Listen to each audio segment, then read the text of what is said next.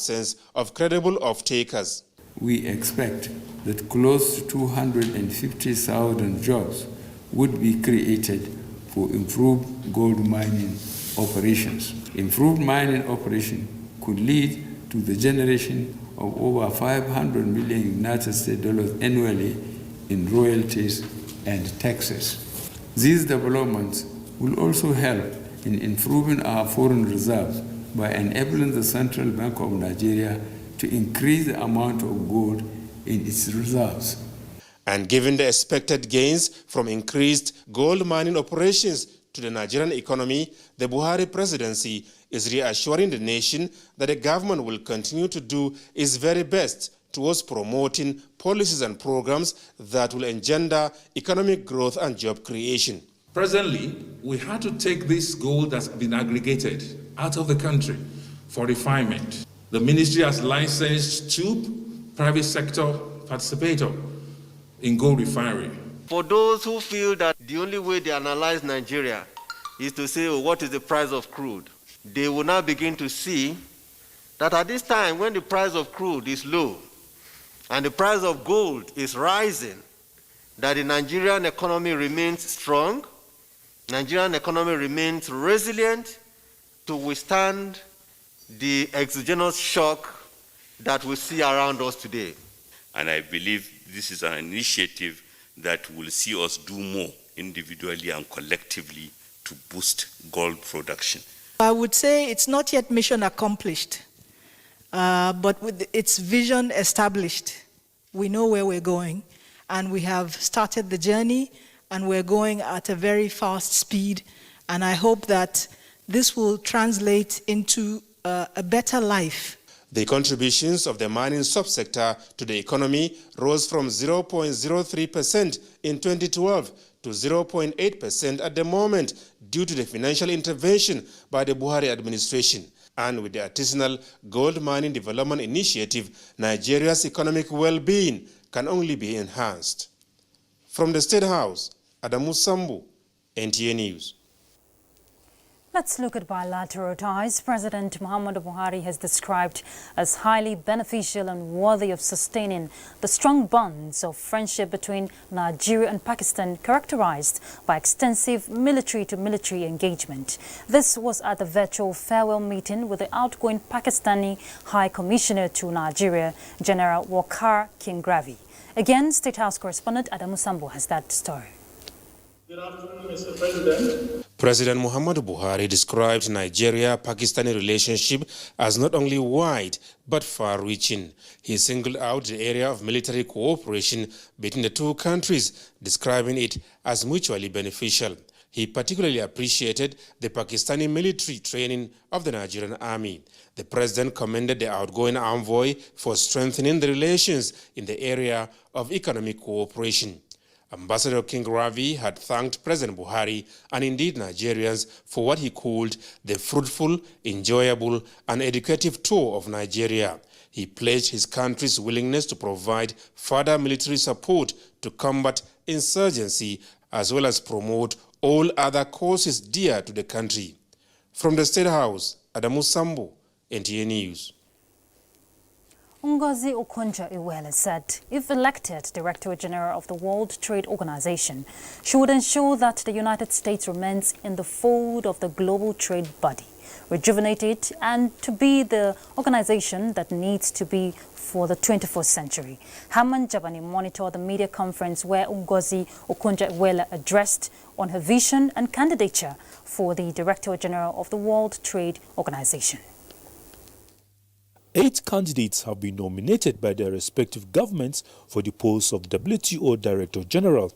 They are jostling to succeed incumbent Director General Roberto Avizendo, who has announced he will step down on 31st August 2020.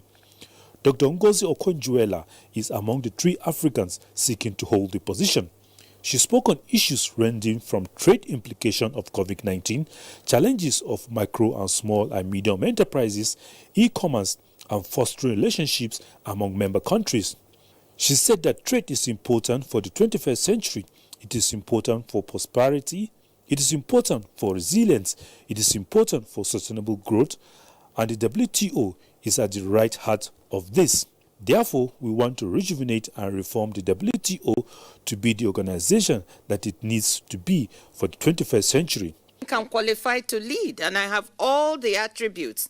WTO needs leadership, and it needs someone able to bring a bundle of qualities: political ability, an ability to reach decision makers, international contacts, I have that, managerial capabilities from my long years in a multilateral organization like the World Bank, the ability to forge consensus and to negotiate. A reformer. I have a reputation established as a strong reformer, both at the World Bank and also in my country. So I'm a doer. You know, I'm solutions-oriented and pragmatic. So I bring together the bundle of qualities and the leadership acumen that you need to lead this. So I would hope that if selected from the African continent, it should be me. Analysts believe that the organization needs to regain credibility at a time when international trade is not a priority of many economies. The World Trade Organization, WTO, established in 1995, is the only global international organization dealing with the rules of trade between nations. Hamman Jabani, NTA News. To other issues, the United Kingdom High Court has reserved judgment on the PNID case brought before it by the Nigerian government, seeking to set aside the enforcement of a $9.6 billion arbitration awarded against it in favor of Process and Industrial Development Limited, a briefcase company registered in British Virgin Island. Nigeria's lawyer Mark Howard had made a case of fraud and described the deal as a sham from the outset.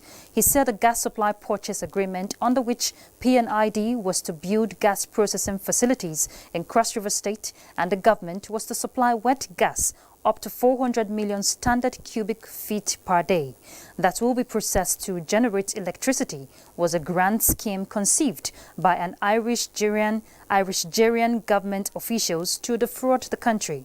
PNID, however, claimed that the businessman Michael Quinn, working with top Nigerian government officials to defraud the country, alleged that Nigeria has uncovered previously unknown payments to Verat Tegar, a daughter of Director of Legal Services at the Petroleum Ministry, Grace Tegar. Let's look at the economy. As part of the process to revamp the non-oil sector in the economy, the Nigerian Institute of Soil Science and the Nigerian National Accreditation System signed a memorandum of understanding in Abuja. The MOU also targets how best to improve the economy through soil development. Omenka Amarachuku reports. Nigeria's revenue has constantly come from two sources of oil and non-oil sector. Oil has historically been the most significant contributor to the budget finance of the nation. With the dwindling price of oil in the international market, Nigerian Institute of Soil Science and National Accreditation Service have come together to see on how best to promote sustainable management of soil resources for protection, conservation, and sustainable productivity. We're working together to ensure that all personnel involved in soil-related matters, our own case soil scientists, are qualified to practice that profession.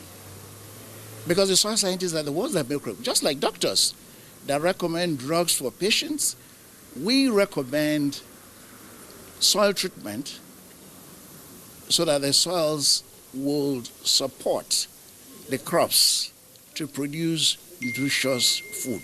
It is hoped that with this endorsement between the two bodies, attaining food security through improved agricultural practices in Nigeria is underway.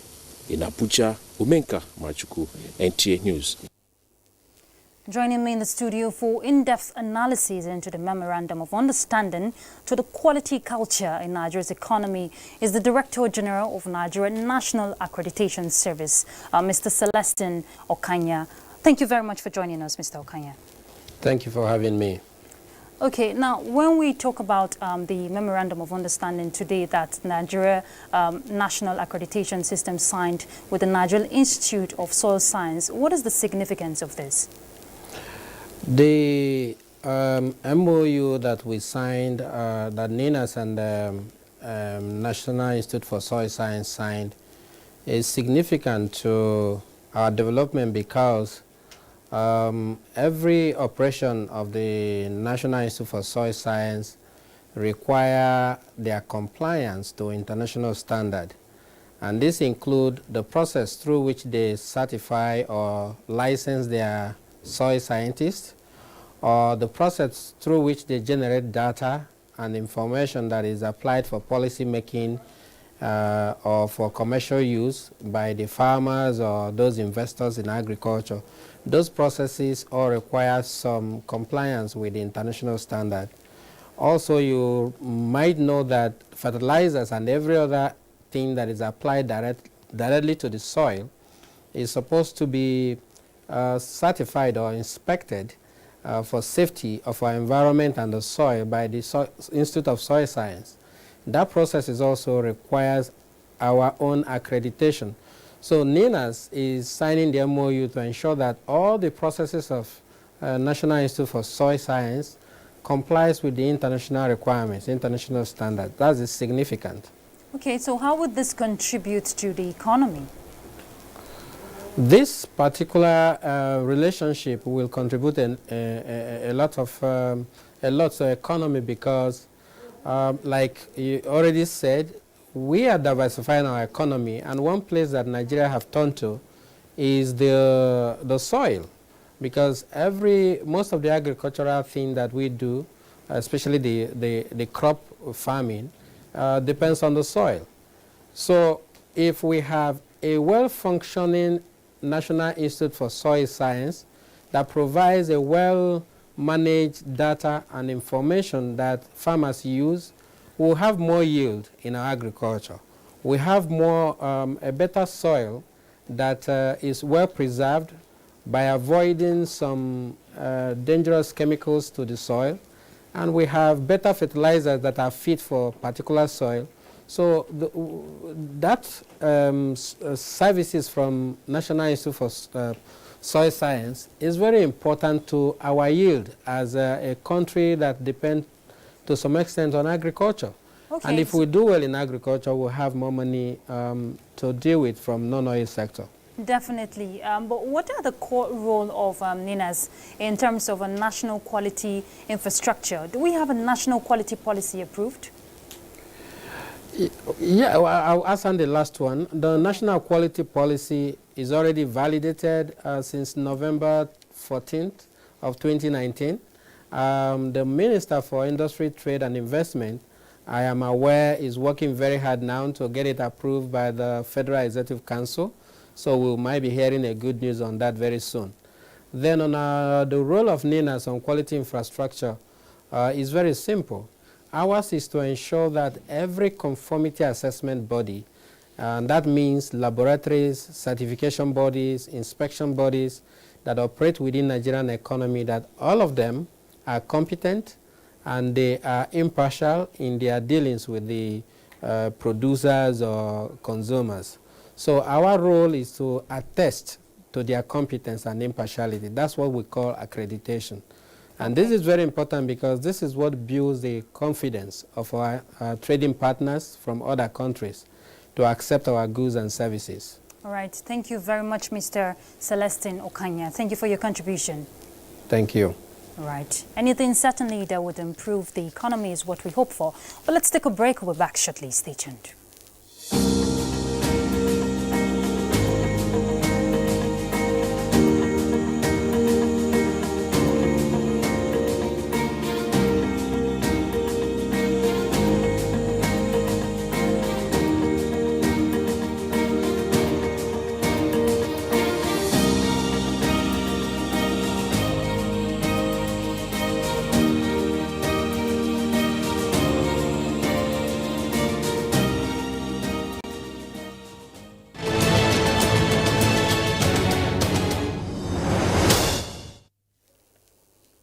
Thanks for being with us. Let's look at COVID-19 global update. The Africa Centers for Disease Control calls for local manufacturing of COVID-19 vaccine, and Spain honors coronavirus victims in memorial ceremony. Joyce Ometu is standing by for details.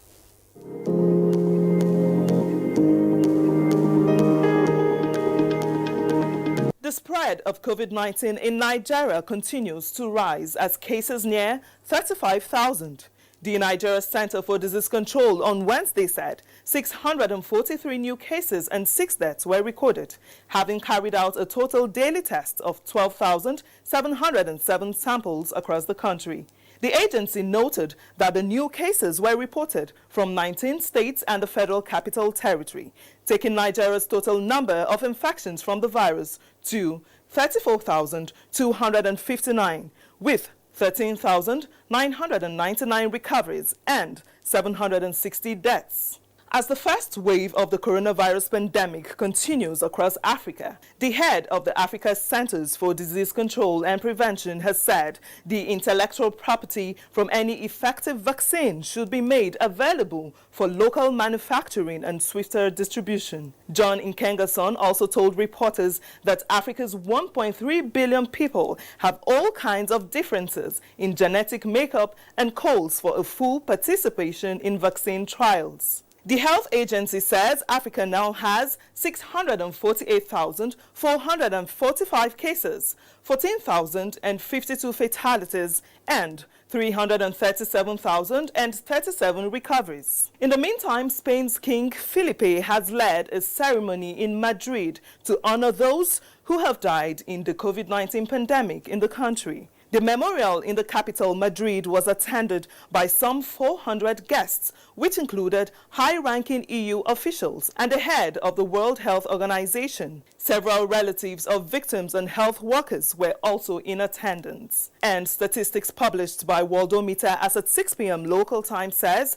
there are now 13,787,827 COVID-19 cases worldwide, with 588,635 mortalities.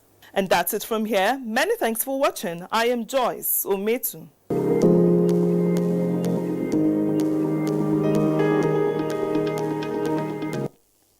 Thanks, Joyce. The Presidential Task Force on COVID-19 has revealed that 63% of alcohol-based sanitizers in Abuja do not have NAFDAC registration numbers.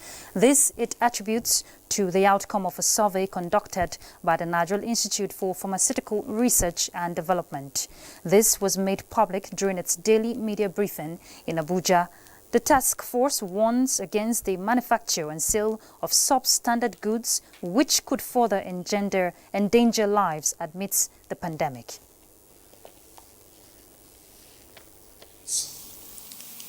And communicate with Nigerians in the most effective ways the risk associated with contracting the virus.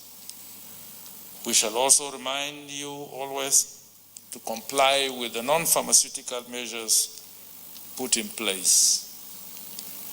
Let me emphasize that the reasons for extending phase 2 of the eased lockdown are still present and that we need to change our behavior.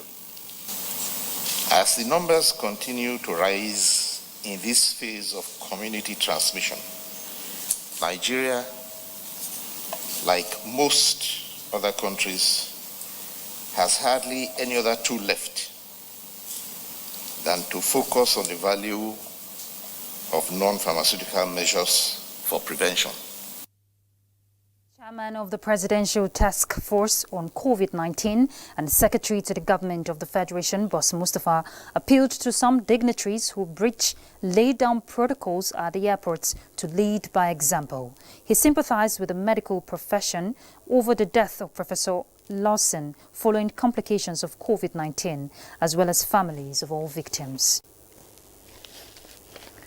To legislation now. The Senate says the new management of the Federal Inland Revenue Service is bracing up with reforms needed to expand Nigeria's revenue base. President of the Senate, Ahmad Lawan, gave the commendation during the passage of the service's 2020 budget of 168 billion naira. National Assembly correspondent Ignatius Umpo reports. The passage of the 2020 budget of the Federal Inland Revenue Service was accompanied by the approval of 100 billion naira one-off special intervention fund to assist the Federal Inland Revenue Service to, among other projects, complete its head office within 12 months and 6 training schools. Henceforth, the budget of FIRS for any financial year must be approved by the Senate by the end of October of the preceding year. This is to ensure strict compliance with the January to December financial year. Consequently, all below-the-line accounts accruing to the service in this year must be approved by the National Assembly. The observation of the Senate Committee on Finance that the management of the current Federal Inland Revenue Service is making giant strides in innovation was applauded by the Parliament. The new executive chairman, upon assumption of duties, has been able to come up with various initiatives to block the leakages that hitherto existed within the system. I think that the FIRS, under the new leadership, is a focused leadership and a level-headed leadership. When you look at the gas income projection, last year nothing was realized, but this year, I mean, he is saying he will be able to make about 420-something billion this year. So I think it's a tall order, but I think he will be able to make it.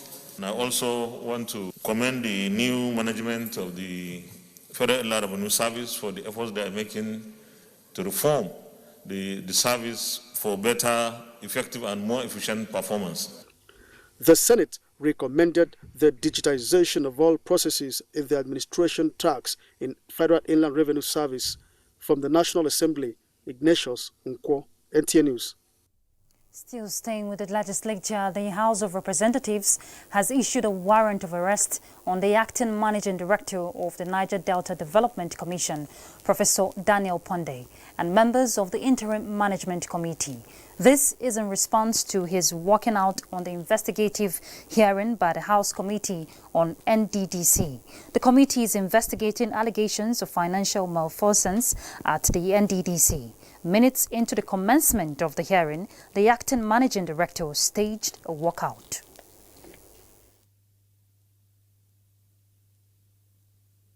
We are not comfortable with the chairman of this committee presiding over a matter in which he is an accused party. If you have anything against the chairman of this committee, there are many ways you can report your matter. You either go to EFCC or ICPC or police, SSS, go to them, complain whatever you want to complain against the chairman, but the rules of the parliament, nobody will come and dictate to us here that the chairman cannot sit, because this is not the matter in question. This is not the matter before us now.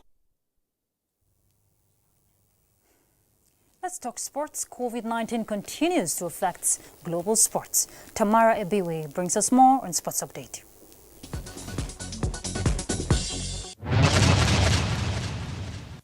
The Nigeria Archery Federation is working towards a hitch-free return to competitive activities following the possible return of individual and non-contact sports, as stipulated by the Ministry of Youth and Sports Development amid COVID-19 pandemic. Most of the federations are on top of the game before the lockdown. So I don't think it would be strange for any federation to, like, if they say resume today, we will not be ready. All we're asking for is, the enabling environment has to be there. Facilities that are required, equipment that are required to ensure that we adhere strictly to the rules, of the COVID-19 preventive measures that we need to take. Meanwhile, the International Committee of Sports for the Deaf, ICSD, has postponed all its 2020 games to 2021 and 2022 due to COVID-19 concerns. More than 14 events are affected, including the World Deaf Athletics Championships, World Deaf Beach Volleyball Championships, World Deaf Football Championships, World Deaf Golf Championships, World Deaf Judo Championships, as well as World Deaf Taekwondo Championships. ICSD assures member associations on staging the affected events in the new rescheduled dates between 2021 and 2022. Tamara Ebiwe, NTA News. Right, we're done with the news. Thank you very much for your company. I'm Ruth Aguele. But just before we go, we'll leave you with this message.